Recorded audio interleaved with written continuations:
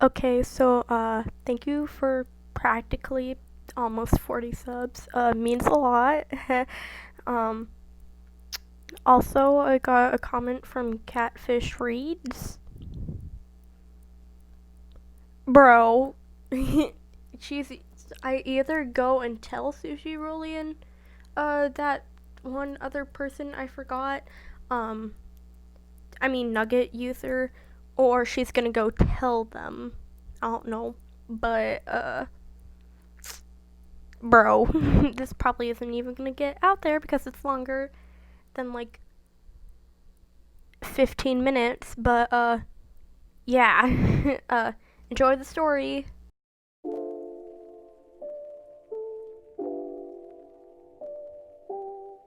Chapter 2.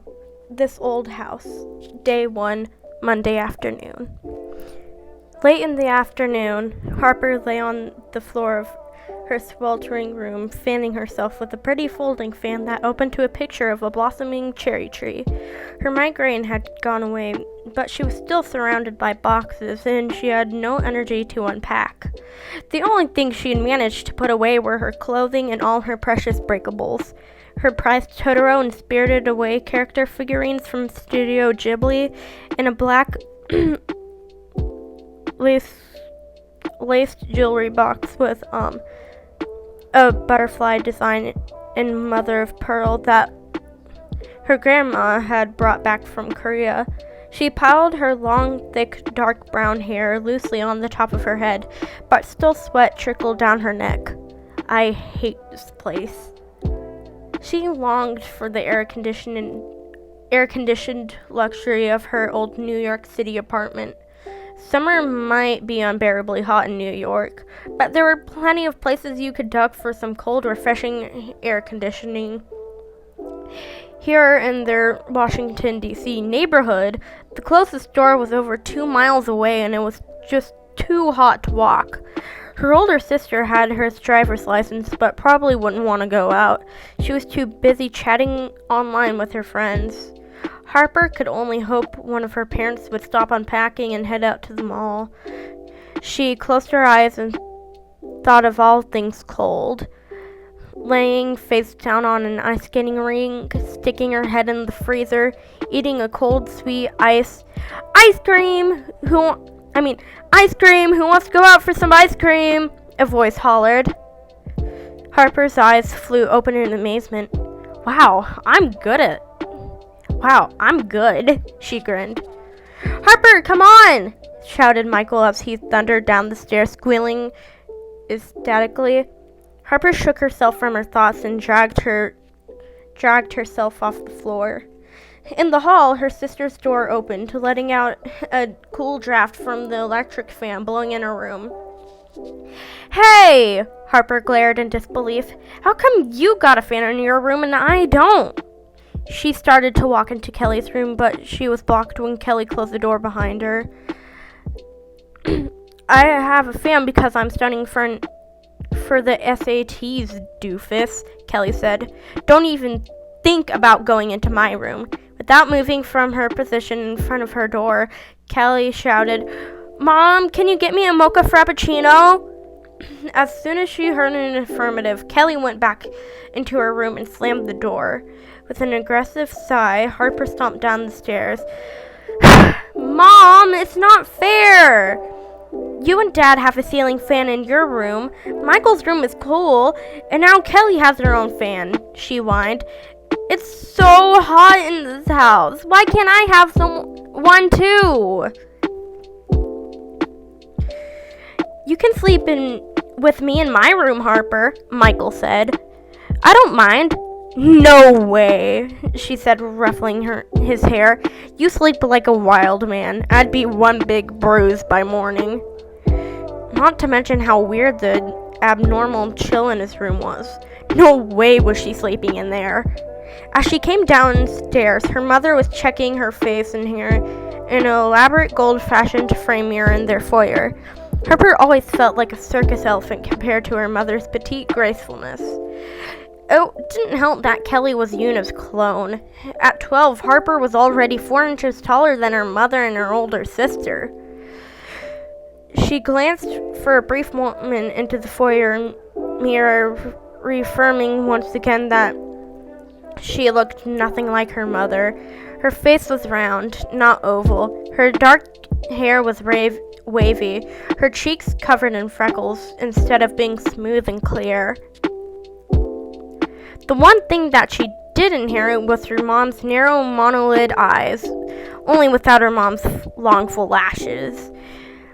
Even when she smiled, all she ever heard was that she was cute, not beautiful like they were. Not that she cared. Just then a creepy sensation coursed down her spine, causing her to shudder. She had the oddest feeling, as if someone was watching her. She looked up towards the stairs, almost expecting to see someone peering over the banister at her. There was no one there, but the feeling remained.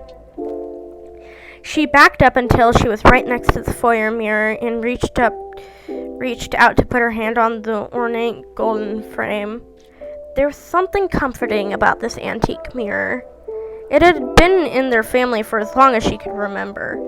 When her mother had considered exchanging it for something more modern, Harper had panicked, refusing to give it up. She asked to hang it in her room, but her parents said no. So they hung it in their new foyer, just like they had it in their old apartment. It was something familiar that Harper could still rely on, like now. She could feel the weird sensation fading as she clung to the mirror. Finally done pampering, Una hustled them out the front door and to the driveway where her silver minivan was. "Mom, did you hear me?" Harper asked. "I really need a fan." "Oh, honey, I'm sorry, but if we put a fan in your room, it would probably trip the circuit breakers," Una said. "The electrician and the air conditioning repairman will be here tomorrow. Hopefully you won't need a fan once everything is fixed." Her mother ignored her sullen look as she urged Harper and Michael into the minivan. "If it gets too bad, you can sleep on the sofa downstairs. It's a little cooler there," her mother replied. "Oh, great. Another sweaty, miserable night. I hate this house," Harper fumed as she helped her brother buckle up. She was never allowed to have anything for herself. Michael patted her hand in sympathy. "It's not so bad," he said. "And now we have lots of room." The old house was huge compared to their 3-bedroom apartment in Manhattan, and it was nice to have her own bedroom and not have to share with Kelly. But Washington was entirely different from New York. The metro system was nowhere near as good as the New York subway. Also, people said good morning to you on the streets and expected you to chat with them. It was so weird. No, she didn't like Washington. The only thing she liked about the move was being closer to her grandmother. She hadn't seen her in person since she was 7 years old, but she always talked to her on the phone on her birthday, Christmas, and New Year's and exchanged letters with her during the year. Her grandma Lee was not much of a phone talker, but loved to send cards in little presents. "When do we get to see Grandma?" Harper asked. Their mother backed out of the driveway and onto the road. Harper could see her lips tighten in the rear-view mirror. "I don't know. We're a bit busy right now," Una said. "I want to see Grandma!" Michael shouted excitedly. "I've never seen her. I've only talked to her on the phone." "Not right now," Una responded. Harper sighed loudly. Just the other night, she'd overheard her father telling her mom that she needed to make her peace with Grandma Lee now that she lived so close by. "Well, can we call her and tell her that we're here?" Harper asked. "Drop it, Harper!" Una snapped. The car quickly became quiet. Harper glanced at Michael, who was sticking out his lower lip in a pout. "Mommy, does Grandma not want to see me?" he asked in a quivering voice. Their mother ran a hand through her hair, clearly trying to control her temper. "No, honey, that's not it at all, Una said with a sigh. "She just loves you. It's about my relationship with her. We don't agree on anything. Before Michael could ask any more questions, Harper shook her head at him. Their mother looked sad and angry, but it was Michael that Harper felt sorry for. Harper didn't know why it was that Grandma Lee stopped visiting, but she at least remembered when they used to see Grandma Lee often. Harper knew how much fun Grandma was. When Harper was younger, Grandma Lee used to come once a month to cook Korean food and buy some special treats from the Korean market. It had been 5 years since Harper had last seen her grandmother, but she could still picture her vividly. She could see Grandma's bright, happy smile, the way her eyes crinkled tight at the corners, the way she smelled of oranges. She remembered being told that traveling was getting hard for Grandma, but then she stopped visiting on Christmas also, and Harper realized that her mother and grandmother had a big falling out. When she'd asked Kelly what had happened, Kelly had said, "It's because of you. It's always because of you." Harper shivered at the memory. It had upset her so much that she never asked anyone about it again, not even her grandma. As their minivan pulled into the parking lot of a local supermarket, Harper sighed with disappointment. "What's wrong now?" her mom asked, What's wrong now? Her mom asked, sounding annoyed again. "Nothing," Harper said. She was bummed her mother hadn't taken her to the mall instead. It would have been nice to walk around a cool place and just people watch. It was one of their favorite pastimes when she lived in New York. You could be anywhere in the city and find interesting people to gawk at. Inside, Harper shuffled slowly down the aisles, bored with sooooo. I don't know what that word is. Then almost bumped into an old lady. Harper stared. The woman's skin was nearly translucent, and she had brassy yellow hair which matched her yellow horse-like teeth. "What are you looking at?" the lady groused at her. "Such a rude thing." Shocked, Harper didn't know how to respond. "What's the matter? Don't you speak English?" "Of course I do," Harper replied indignantly. "Where are you from?" "From New York?" No. Where are you really from? Where are your parents from?" the old lady badgered. Harper had been taught to always respect her elders, but she could feel herself getting angry.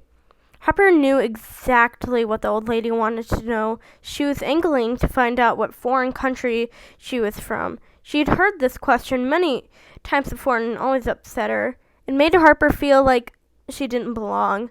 "My father was born in Queens, New York, and my mother was born in Maryland," Harper shot back. "What are you, adopted?" "No, I was born here. We're Americans."